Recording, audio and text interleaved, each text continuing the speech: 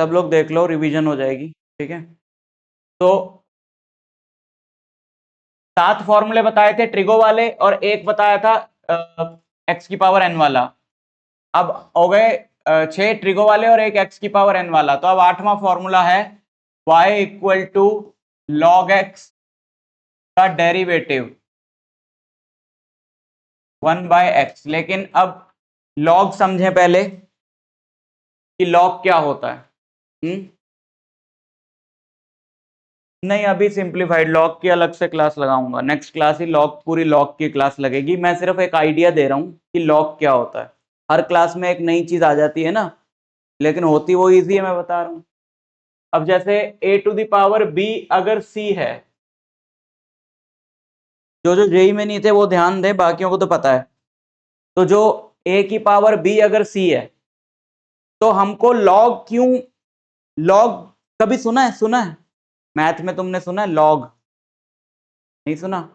सुना है। तो लॉग जो है, लॉग की नीड क्या है? हाँ, कैलकुलेटर में भी आता है। लॉग की नीड क्या है? लॉग की नीड ये है कि जब भी हमें पावर इधर ही रखनी है और बेस उधर शिफ्ट करना है, तुम्हें पता है ना कि जब पावर इधर शिफ्ट होती है तो पावर क्या हो जाती है? रेसिप्रोकल। अगर ये स्क्वायर होता तो उधर जाके पावर क्या हो जाती? 1/2। अगर ये क्यूब होता तो उधर जाके पावर क्या हो जाती? 1/3। तो हमें पता है ना कि पावर को उधर शिफ्ट करते हैं तो कैसे करते हैं, पता है ना हमें ये बात। और हमें यह भी पता है ना कि अगर इधर मल्टीप्लाई हो तो उधर जाके क्या हो जाता है? डिवाइड। इधर ऐड हो तो उधर जाके क्या हो जाता है? सब्ट्रैक्ट। लेकिन एक बात जो हमें नहीं पता वो ये कि अगर हमें पावर इधर ही रखनी हो और बेस उधर शिफ्ट करना हो तो क्या करते हैं? जैसे अगर मैं तुम्हें बोलूं एक्स स्क्वायर है 25, तो x क्या है? तो तुम 2 को उधर ले जाओगे, बोलोगे 25 की पावर 1/2 या 25 का रूट, तो तुम बोलोगे x क्या है? 5।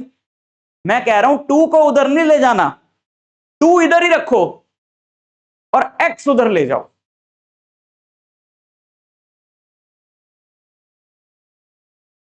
पावर इधर ही रखनी है और x उधर ले जाना है। समझ कैसे आएगा? आज तक हमने ये किया ही कहां है? नई चीजें तो सीख रहे हैं कि पावर इधर रखते हैं और बेस उधर कैसे लेके जाते हैं। पुरानी चीज तो ये थी कि हमें पता है पावर उधर कैसे लेके जाते हैं, हमें पता है मल्टीप्लाई हो तो उधर जाके क्या होता है, हमें पता है ऐड हो तो उधर जाके क्या होता है। हमें यह नहीं पता ना कि पावर इधर ही रखनी है और बेस उधर लेके जाना है तो कैसे ले जाते हैं। उसके लिए लॉग बनाएंगे। अगर पावर इधर ही रखनी है, पावर इधर ही रखनी है, बेस उधर ले जाना है, तो तुम्हें उधर लॉग लिखना पड़ेगा और लॉग के साथ यहां पे बेस पे छोटा सा एक्स लिखना पड़ेगा।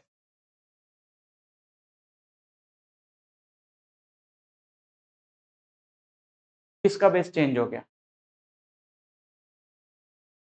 जैसे जैसे एक एक सिंपल मीनिंग, फिर इस डिस्कशन पे आते हैं बाद में। अगर तुमसे कोई पूछे कि ये है, मान लो, ठीक है, अगर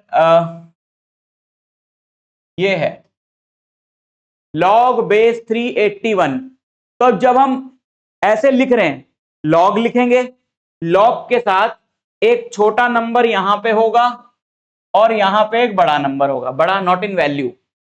अरे एक सबस्क्रिप्ट होगी यहां पे, एक सबस्क्रिप्ट के जैसा छोटा नंबर, या छोटा सा नंबर यहां लिखा होगा और साथ में एक बड़ा नंबर लिखा होगा। तो जब लॉग के साथ ऐसा लिखा हो तो वो ये पूछ रहा है कि 3 की क्या पावर करूं कि 81 आए? 3 की क्या पावर करूं कि 81 आए? 4। तो लॉग बेस 381 का आंसर क्या है? 4। समझ आया? बताओ इसका आंसर क्या है? ऐसे जो यहां पे दो नंबर, यहां पे अगर मैं लिख रहा हूं, यहां पे एक छोटा सा लिखा है ए और यहां बी, तो हम ये सवाल पूछ रहे हैं लॉग देकर, ये सवाल पूछ रहे हैं कि ए की पावर क्या किया जाए कि बी आए। हाँ, तुम्हें नहीं पता कि 5 की पावर 2 करने पे 25 आता है?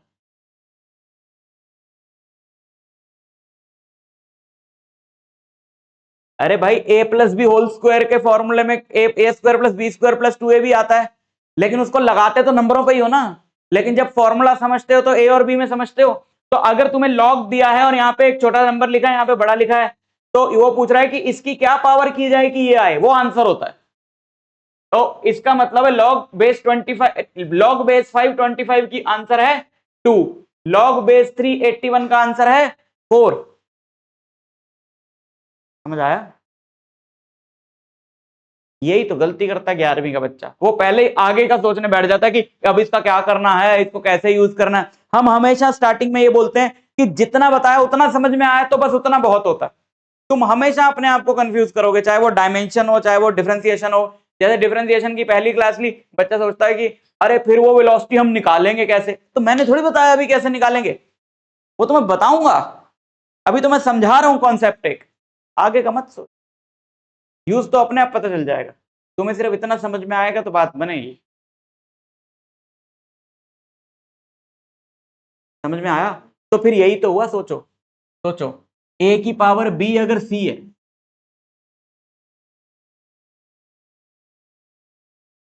अगर ए की पावर बी सी है तो बी इधर रखता हूं और लॉग ए सी ही तो लिखूंगा इसको। अगर मैं इसे हटा दूं, अगर मैं इसे हटा दूं तो मैं यही तो पूछ रहा हूं कि ए की क्या पावर करूं कि सी आए, तो ए की क्या पावर करने पे सी आ रहा है, तो ऑब्वियसली इसका आंसर क्या हुआ, इसका आंसर हुआ बी। तो यही तो कह रहे हैं कि बी इधर रखना और ए उधर शिफ्ट करना, तो कैसे करें? ठीक है। और एक इसको ना इस तरह से सोचो कि अगर मैं तुम्हें कहूं कि जिस टेम्परेचर पे वाटर बॉयल होता है वो 100 डिग्री नहीं है, नहीं, जिस टेम्परेचर पे वाटर बॉयल होता है कोइंसिडेंटली उसकी इतनी अच्छी वैल्यू है, नेचर को तो बड़ी मैथमेटिक्स आती है, 100, 99 भी नहीं, 101 भी नहीं, हमने बनाई है। हम ये नहीं कह सकते कि जिस टेम्परेचर पे वाटर बॉयल होता है उसे 100 डिग्री बोलते हैं। हमने हमने बोला कि जिस पे वाटर बॉयल होता है उसका नाम हमने खुद 100 डिग्री दिया, ये नहीं कि पानी 100 डिग्री पे बॉयल होता, पानी को क्या पता, पानी जिस टेम्परेचर पे बॉयल होता है हमने बोला है कि उसको 100 मान लेते हैं। तो तुमको यहां पे ये नहीं पढ़ाया जा रहा कि लॉग का मतलब क्या होता है, ये मतलब भी हमने ही बनाया कि मैं कि किसी मैथमेटिशियन ने सोचा होगा बैठ के कि भाई कुछ ऐसा सिस्टम बनाते हैं कि पावर इधर ही रहे, बेस उधर लेके जाएं, तो उन्होंने ये सिस्टम बनाया। तो लॉग सिर्फ यही सिस्टम है, और अगर लॉग में सिर्फ कोई चीज दी हो तो उसका मतलब यही होता है कि इसकी क्या पावर करें कि ये आए। समझ में आया? तो लॉग अपने आप में एक नए तरह का फंक्शन है क्लास 11th के स्टूडेंट्स के लिए। उन्होंने पॉलिनोमियल फंक्शन पढ़ा, उन्होंने ट्रिग्नोमेट्रिक फंक्शन पढ़ा, अब उनको एक तीसरा फंक्शन पढ़ाया जा रहा है लॉग, फिर उनको अभी एक चौथा फंक्शन पढ़ाया जाएगा एक्सपोनेंशियल, फिर उन्हें पांचवा फंक्शन पढ़ाया जाएगा इनवर्स ट्रिग्नोमेट्रिक फंक्शन। 5 ही होते हैं, लॉग वाला तो एंटी लॉग एक उसमें आ एक में आ गया, 5 ही होते हैं। 10th तक बच्चा पढ़ता है 2, 9th तक तो वो सिर्फ एक ही पढ़ता है, उसके लिए फंक्शन का मतलब है पॉलिनोमियल फंक्शन, वो हमेशा x की पावर n उसमें खेलता रहता है। 10th में एक नई चीज इंट्रोड्यूस कर दी जाती है ट्रिगो, तो उसने पढ़ लिए 2 तरह के फंक्शंस। 11th 12th में उसको 3 नए फंक्शंस इंट्रोड्यूस करे जाएंगे, लॉग जो तुमने अभी अभी देखा, एक्सपोनेंशियल और इनवर्स ट्रिगो, और 5 ही होते हैं, छठा तो होता भी नहीं। ठीक है, इसी में रहेंगे फिर हम। तो अब नया फंक्शन तुम्हारे लिए इंट्रोड्यूस हुआ है यहां पे, लॉग। नया फंक्शन नहीं है, ये तीनों जो मैंने नाम लिए वो 11th में ही पढ़ लोगे, हालांकि इनवर्स ट्रिगो पे पूरा चैप्टर है 12th में, बट पढ़ तो तुम उससे पहले ही लोगे 11th। तो ये लॉग होता है। अब लॉग के ऊपर एक पूरी क्लास लगेगी अलग से, जिसमें लॉग की और प्रॉपर्टी सिखाई जाएंगी। यहाँ पे लॉग की सिर्फ इंट्रोडक्शन दे रहे हैं ताकि तुम्हें पता हो कि लॉग एक्स नाम का कोई फंक्शन होता है और उसका डेरिवेटिव 1/x होता है। समझ में आ रहा है? लेकिन एक बात यहाँ पे समझने वाली ये है कि लॉग की जो वैल्यू है वो बेस पे डिपेंड करेगी। लॉग बेस 6 और 25, ये तो 2 नहीं होगा। लॉग का बेस 5 था तो 25 की वैल्यू 2 थी ना, है ना। तो लॉग बेस 10, लॉग बेस 10 क्या हुआ 1, है ना। लेकिन लॉग बेस 10 1 हुआ कि लॉग किसी भी बेस पे 10 1 हुआ, 10 के बेस पे 1 हुआ। अब तुम अपनी क्लास के गधे बच्चों को देखना, मुझे पता ना कैसे रटते हैं बच्चे। पूरा साल सबको पता होगा पूरी क्लास में लॉग 10 1 होता, लॉग 10 1 होता, लॉग 10 1 होता, लेकिन बस उन्हें रटा हुआ है कि लॉग कोई चीज होती है और लॉग की 10 पे वैल्यू क्या होती है 1। अब ऐसा क्यों रट लिया उन्होंने? बिकॉज जनरली जब हम लोग लॉग यूज करते हैं, जैसे तुम्हें पता है ना कि अगर यहाँ पे रूट लिखा हो और यहाँ कुछ ना दिया हो तो तुम क्या मानते हो, स्क्वायर रूट। इसी तरीके से जब लॉग लिखा हो और बेस में कुछ ना लिखा हो, सिर्फ लॉग लिखा है और लॉग 10 और बेस में कुछ ना लिखा हो, तो फिजिक्स के टीचर तुम्हारी क्लास के या केमिस्ट्री के ये बोलेंगे कि जब कुछ ना लिखा हो तो क्या मान लेना 10, इसलिए लॉग 10 क्या होता है 1। लेकिन वो इसलिए क्योंकि अगर कुछ नहीं लिखा हो तो हम लोग 10 मान लेते हैं, लेकिन log 10 1 नहीं होता है। 10 ही क्यों हम मान लेते हैं? क्योंकि हमें पता है कि log जो है उसकी वैल्यूज पावर्स पे डिपेंड करती हैं, तो हमने वो नंबर चुन लिया जिसकी पावर निकालना बहुत आसान होता है। 10 की पावर 1 10, 10 की पावर 2 100, 10 की पावर 3 1000, तो रट लिया बच्चों ने कि log 100 जो है वो 2 होता है। अब अगर तुम उस बच्चे को log बेस 2 लिख के भी 10 दे दोगे ना तो वो 1 ही लिख के आएगा।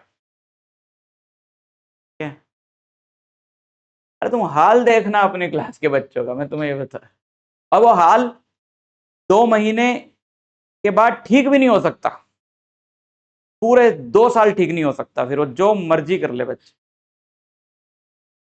ये इसलिए मैं कह रहा हूं धीरे धीरे धीरे धीरे जितना टाइम लगता है इसमें लगाओ। हमारे पास सिर्फ 3 ही चीजें हैं करने को, डिफरेंशिएशन, लॉग और इंटीग्रेशन।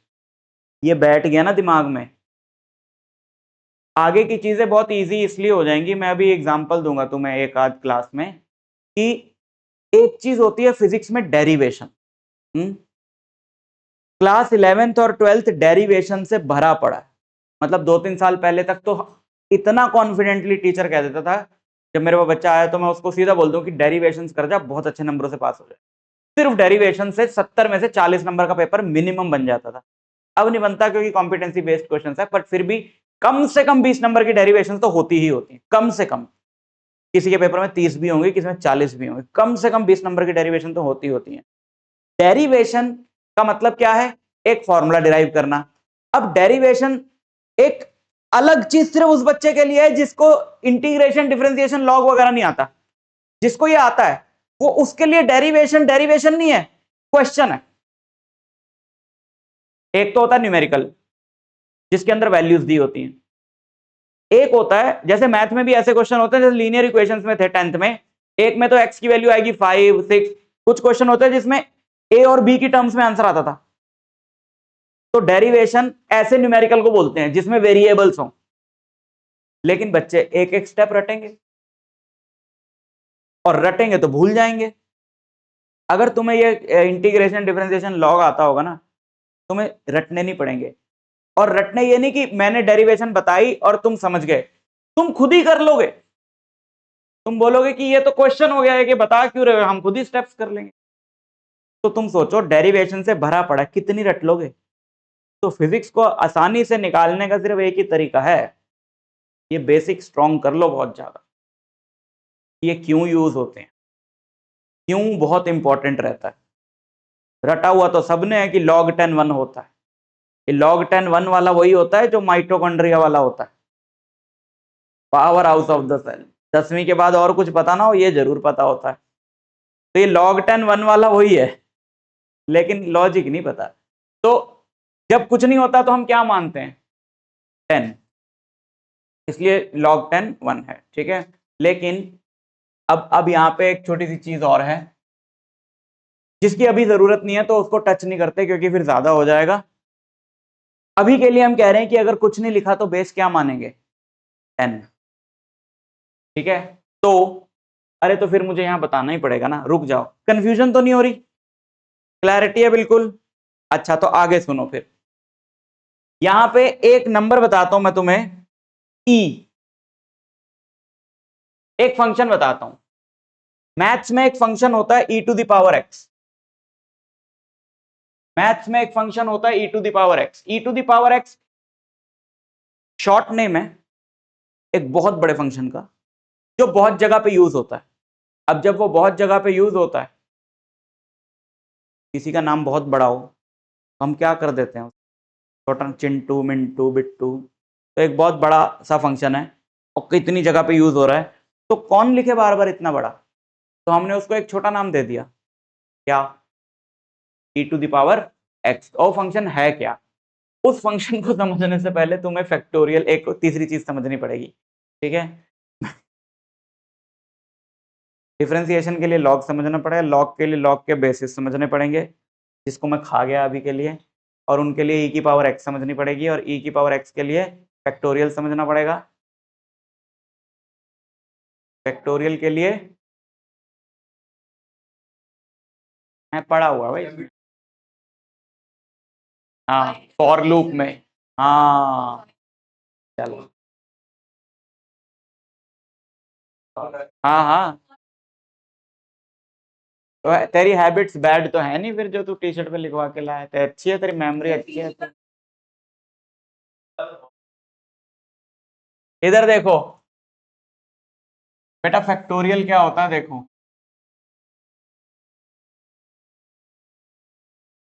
फैक्टोरियल, ओए इधर देख, फैक्टोरियल जैसे ऐसे लिखा 5, 5 के आगे एक्सक्लेमेशन मार्क लगाया, इसे पढ़ा जाता है 5 फैक्टोरियल, और इसका मतलब होता है 5 इंटू 4 इंटू 3 इंटू 2 इंटू 1।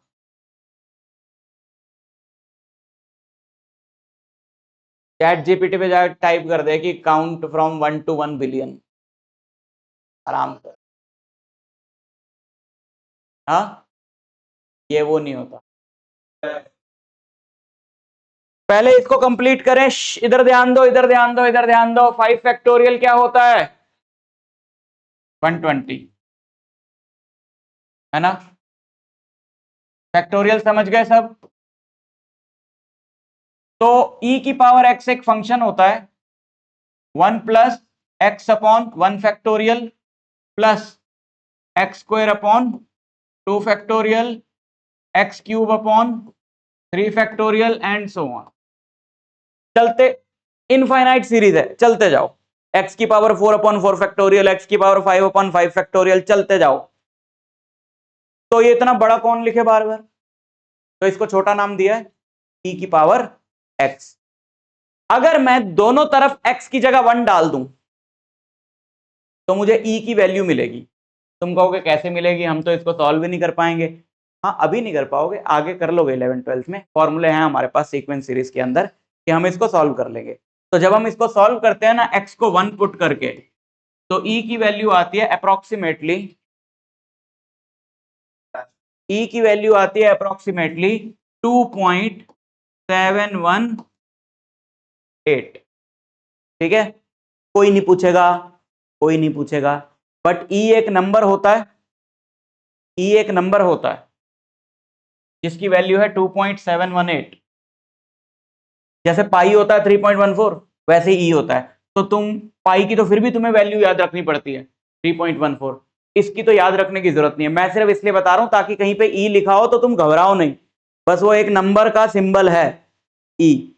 तो अगर अगर लॉग की बात करूं मैं, अगर तो फिजिक्स या केमिस्ट्री की बुक है,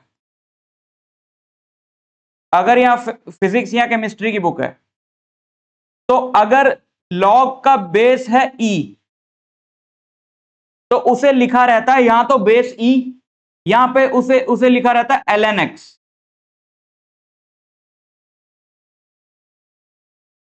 इसको बोलते हैं नेचुरल लॉग। अब ई और लॉग का एक रिलेशन है जिसको मैं अभी नहीं उठा रहा। अगर बेस ई होता है तो लॉग एक्स का एक दूसरा नाम भी होता है जिसको क्या बोलते हैं, ln x। तुम चाहो तो ये नाम मत यूज करो, लेकिन बुक में दिया हो तो पता होना चाहिए ना। बुक में दिया हो ln x तो तुम्हें पता ही नहीं होगा क्या है। ln x का मतलब है लॉग विद बेस ई। लेकिन फिजिक्स और केमिस्ट्री की किताबों की बात हो रही है अभी, अगर लॉग बेस 10 हो तो फिर वो सिर्फ log x भी लिखा रहता है, जैसा मैंने पहले बताया। ठीक है, समझ गए। और अगर मैथ की बुक हो, 12th की, 11th में तो लॉग है नहीं, अगर मैथ्स की बुक हो, अगर मैथ की बुक हो तो लॉग x का मतलब होता है log बेस ex। या मैं उल्टा लिख दूं तुम्हारे लिए ज्यादा बेटर होगा। हाँ, मैथ में तो देखो, अब ये भी जरा ध्यान से सुनना। अगर 9th 10th में ऐसे सिखाया जाता है ना, पॉलिनोमियल है, फिर उसमें x की वैल्यू 1 पुट करो, है ना, फिर उसको सॉल्व करो। सोचो ऐसा मैथ सोचो जिसमें वो वाले चैप्टर्स ही ना हो जिसमें वैल्यू पुट की जाती है, सिर्फ फंक्शंस में ही खेलते रहें, वैल्यू पुट करने की कभी जरूरत ही ना पड़े। ऐसे भी तो चैप्टर होते हैं जहां वैल्यू नहीं पुट करनी होती। जैसे मान लो तुम्हारा चैप्टर है डिवीजन ऑफ पॉलिनोमियल्स, उसमें सिर्फ एक्स एक्स में ही काम चलता रहेगा। फैक्टराइजेशन ऑफ पॉलिनोमियल्स, इसमें सिर्फ एक्स एक्स में ही काम चलता रहेगा। सोचो ऐसे चैप्टर ही ना हो जिसमें एक्स की वैल्यू पुट करनी हो, है ना, सिर्फ फंक्शंस के ऊपर हो जो भी हो। ऐसे ही चैप्टर है 12th के अंदर जहां पे वैल्यू वगैरह कहीं नहीं पुट करनी, लॉग को एज अ फंक्शन ही यूज किया गया, लॉग एक्स। तो वो कहता है कि मैं डिटेल में जाऊं ही क्यों, जब मुझे वैल्यू ही नहीं पुट करनी तो मैं बेस की बात ही क्यों करूं। तो इसलिए 12th की मैथ की बुक में सिर्फ log x लिखा है जिसका मतलब है बेस ई है। लेकिन 11th में क्योंकि log यूज होता है फॉर्मूले में, और फॉर्मूले पे तुम करोगे न्यूमेरिकल, और जब न्यूमेरिकल करोगे तो वैल्यू पुट करोगे, तो वैल्यू पुट करोगे तो वो क्लैरिटी देता है कि जब वैल्यू पुट करोगे तो लॉग टेबल्स यूज होती हैं। तो क्लियर है कि अगर ln x लिखा हो तो बेस ई है, और अगर सिर्फ log लिखा हो तो बेस 10। लेकिन जो मैंने लिखा है ऊपर वो फॉर्मूला है 1/x, किसका डेरिवेटिव होता है, लॉग बेस ई का, यानी ln x। हाँ, कोई और बेस दे रखा हो तो पहले एक बेस कन्वर्जन फॉर्मूला होता है जिससे हमें बेस चेंज करना पड़ेगा, फिर डेरिवेटिव। तुम्हें तो पता ही होगा। ठीक है, हाँ, तुम्हें जो जो पता होना चाहिए वो तुम्हें पढ़ाया जा रहा है। हाँ,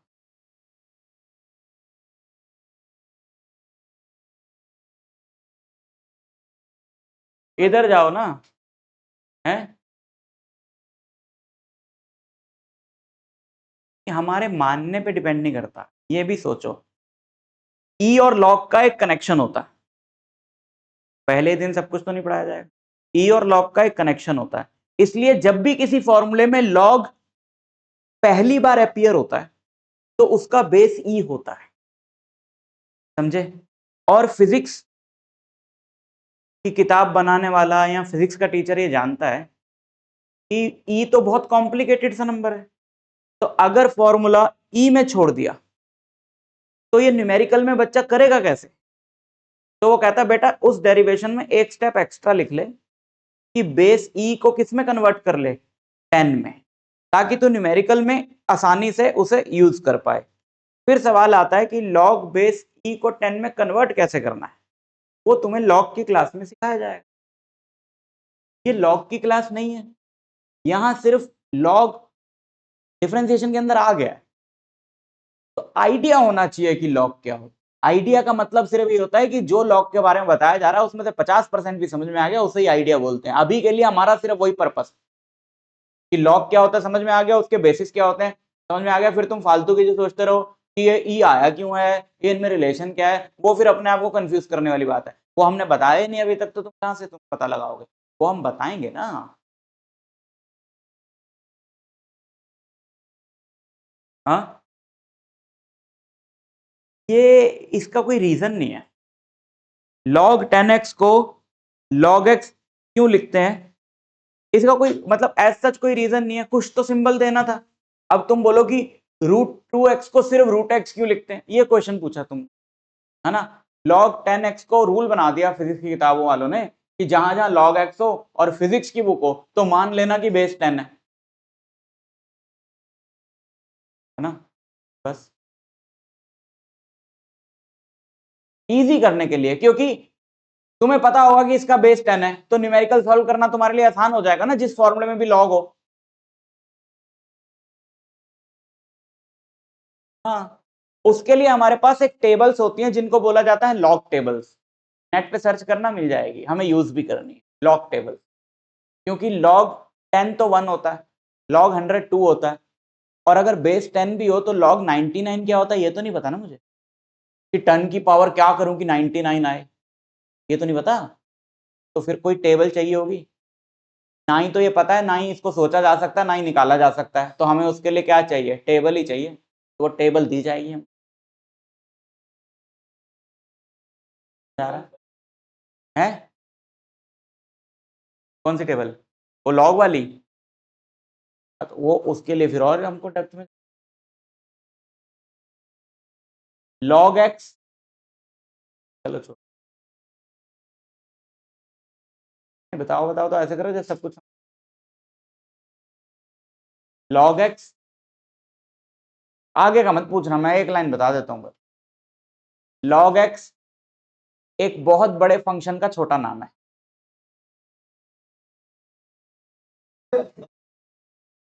जैसे e की पावर x एक बहुत बड़े फंक्शन का छोटा नाम है, वो तो मैंने तुम्हें बता दिया, लेकिन log x भी एक बहुत बड़े फंक्शन का छोटा नाम है, और सारी वैल्यूज उस बड़े फंक्शन से आती हैं, लेकिन हमें उसकी कभी जरूरत नहीं पड़ती, 11 12 जेईई में कभी जरूरत नहीं पड़ती।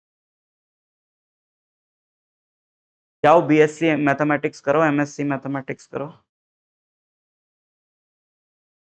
ठीक है ना।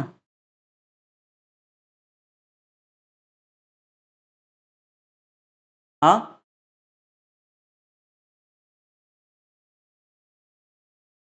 देखो कभी भी ये नहीं होता है कि जो मिल गया कर लेंगे, 10th के बाद इमीडिएटली पता होना चाहिए कि मुझे अल्टीमेटली क्या करना है, तो उसकी तैयारी लाइफ में चाहे कुछ भी करना हो, कुछ भी लाइफ में, मैं नहीं कह रहा कि स्कूल लाइफ में कॉलेज लाइफ में, पूरी लाइफ में क्या करना है उसकी तैयारी इस साल से शुरू होती है। और अगर तुम श्योर नहीं हो, तुम कहते हो कि यार अभी तो पता ही नहीं लग रहा मुझे, एक आध महीना 6 महीना साल और चाहिए, तो फिर तुम या तो जेई की तैयारी करो साथ साथ, या नीट की करो, क्योंकि बाद में जब समझ में आया और पता चले यार ये चाहिए था, ये तो जेई से मिलता है, और अगर बाद में समझ में आए कि ये चाहिए था इसके लिए जेई की जरूरत नहीं है, तो जेई की क्लासेस, जेई की तैयारी जो तुमने करी है वो तो तुम्हारा सीबीएसई का लेवल भी अपग्रेड कर गई ना, वो तो तुम्हें हर तरफ से फायदा ही होगा। तो तुमको हमेशा वो चीज करनी चाहिए जो तुम्हारा स्कोप जो है ना वो बहुत ब्रॉड रखे। बड़े क्रूशियल साल होते हैं ये दो, जिसने नहीं सोचा है कि उसे क्या करना है वो जल्दी से सोचे, जो कंफ्यूज्ड है वो हर चीज तैयार करे, ऑब्वियसली उसका काम मुश्किल है लेकिन उसकी गलती है, वो कंफ्यूज्ड है तो वो हर चीज तैयार करे। 6 महीने बाद तो बच्चों को पता लगता है सर ये वाले कॉलेज से वाला कोर्स करूंगा, ये कैसे होता है, ये तो जेई की रैंक से होता है, खत्म कहानी, टाइम निकल गया। और वैसे भी 90% से ज्यादा कॉलेजेस जेई के अंडर है, 90% से ज्यादा, तो सोचो तुम, या मेडिकल की बात करें तो नीट के अंडर है, तो तुम्हारा हाँ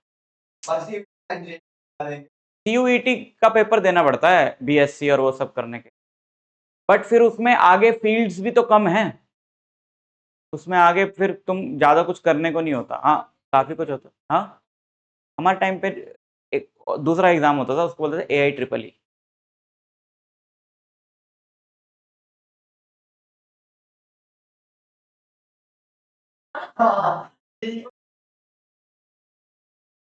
ठीक है, आगे देखें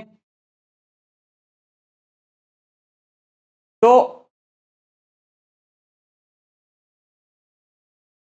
लॉग बेस ई हो, यानी कि फिजिक्स की बुक में तो लिखा होगा सिर्फ ln x, तो डेरिवेटिव सीधा क्या लिख देना है 1/x। चलो डेप्थ में तो बता दिया, अब यूज वाली बात करें अगर, तो तुम्हें सिर्फ यही यूज करना है कि log बेस ई एक्स दिया होगा उसका डेरिवेटिव 1/x होता है, ये ना पूछने का तुमसे कोई, उसका डेरिवेटिव 1/x होता है। और फिर क्या हम ये बाकी चीज पढ़ के टाइम वेस्ट कर रहे? बिल्कुल भी नहीं, बिल्कुल भी नहीं। ये पूछेगा तो कोई नहीं, एग्जाम में नहीं पूछेगा, यूज तो कई जगह पे होगा, और उन सारे क्वेश्चन में बच्चा अटकेगा जिसको ये नहीं पता होगा, फिजिक्स वीक रह जाएगी। तो इसलिए मैं साथ साथ ये भी बता देता हूं कि फिर इतना कुछ समझने के बाद बच्चों के दिमाग में क्वेश्चन आता है, सर इसमें से कैसा क्वेश्चन आएगा, इसमें से फैक्टोरियल में से कैसा आएगा? कुछ नहीं आएगा। जिसको पता है कि log x का डेरिवेटिव 1/x होता है, उसका हो गया स्कूल का पेपर। स्कूल के पेपर में कैसे क्वेश्चन आएंगे, डिफरेंशिएशन दिखा दिया ना मैंने, बताया था, बताया भी था तुमको। हाँ, इतना भी इजी नहीं किया, जोश जोश में ज्यादा भूल गया, बट हाँ ठीक है, simple question. 9th formula, derivative of e to the power x, ये जो था ना e to the power x, इसका डेरिवेटिव होता है बहुत बड़ा सा e की पावर x, ठीक है। e to the power x का डेरिवेटिव चेन रूल में आएगा ना, e to the power x का डेरिवेटिव क्या होता है? e to the power x।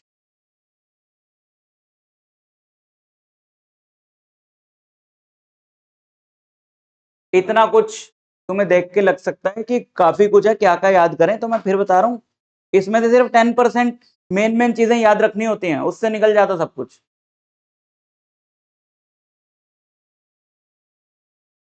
अब जैसे for example e to the power x का डेरिवेटिव क्या होता है? e to the power x, जिसको पता है उसका काम बन गया। अब मैं बताऊंगा कि क्यों होता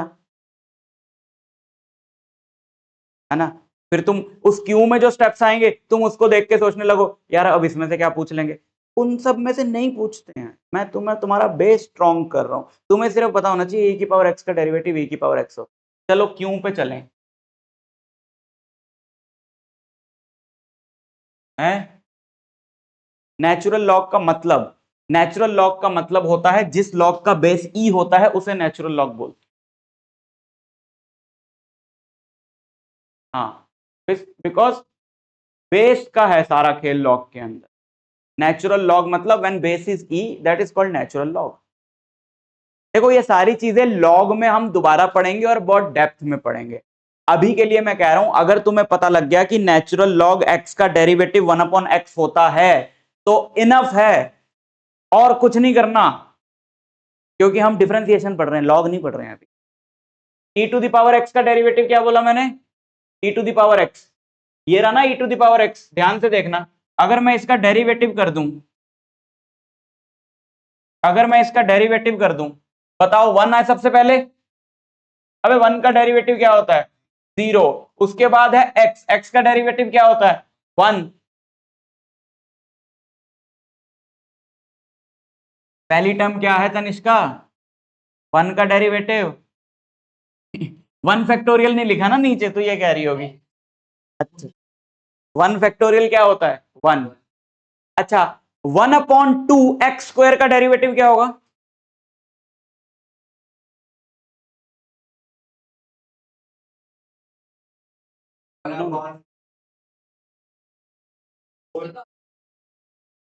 इसका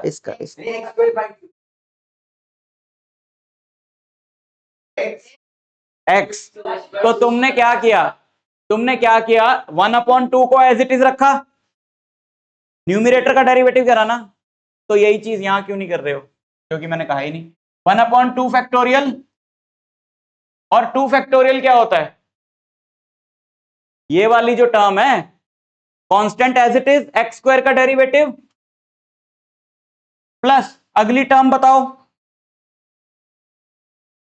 हाँ तो अगली टर्म बताना, x³/3 फैक्टोरियल का डेरिवेटिव क्या होगा? 3x²/3 into 2 into 1। नीचे वाले फैक्टोरियल को खोल दिया। यहां पे अगली टर्म क्या होगी? यहां अगली टर्म क्या होगी? 4/4 फैक्टोरियल, तो उसका डेरिवेटिव क्या होगा? Plus 4x³/4 into 3 into 2 into 1। अब देखो 2 से 2 कट गया, 3 से 3 कट गया, 4 से 4 कट गया। तो बताओ यहां क्या बचा? यहां पे बचा x, सॉरी पहले क्या बचा? 1, फिर यहां पे क्या बचा? x, फिर यहां पे क्या बचा? बाय 2 फैक्टोरियल, 2 इंटू 1 क्या होता है 2 फैक्टोरियल, प्लस यहाँ क्या बचा, नीचे क्या बचा 3 फैक्टोरियल, ऐसे चलते जाओ, है ना। डिफरेंशिएट करने के बाद भी कोई फर्क नहीं पड़ा।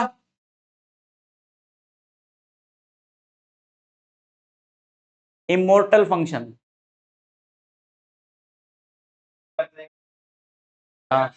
है प्लस प्लस कर दिया, ओहो,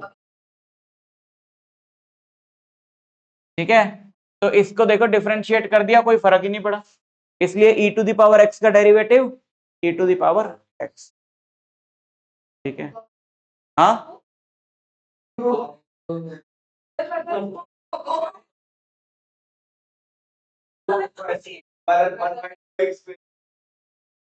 अब सुनो सुनो सुनो, मैं एक बार फिर बता रहा हूं कि जब ये डिफरेंशिएशन हम लोग कर क्यों रहे हैं, डिफरेंशिएशन हम कर रहे हैं ताकि फिजिक्स में यूज करें, लेकिन फिजिक्स में आउट ऑफ 100 क्वेश्चन, अगर तुम 100 क्वेश्चन करोगे तो 99 में सिर्फ एक ही फॉर्मूला यूज होगा, x की पावर n वाला, ठीक है ना। तो इसलिए नहीं, लॉग वाला है, कई जगह पे है, वर्कशीट के अंदर लॉग है, तो वो एक्चुअल फॉर्मूले हैं जो वर्कशीट के अंदर क्वेश्चन, वो इमेजिनरी नहीं है, वो किसी ना किसी केस में यूज होते हैं, ठीक है।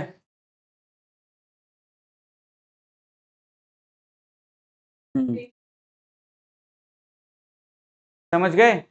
तो अगली क्लास में डिफरेंशिएशन खत्म करके लॉग भी खत्म कर देंगे, और फिर अगली 2 क्लासेस में इंटीग्रेशन, ये तुम्हारा मैथमेटिकल टूल्स है। उसके बाद सांस लेना, क्योंकि उसके बाद जो चैप्टर्स आएंगे शुरू के, वो वही हैं, distance, displacement, average speed, average velocity, motion in a straight line वाले, फिर वो थोड़ा काम रहेगा इजी। हाँ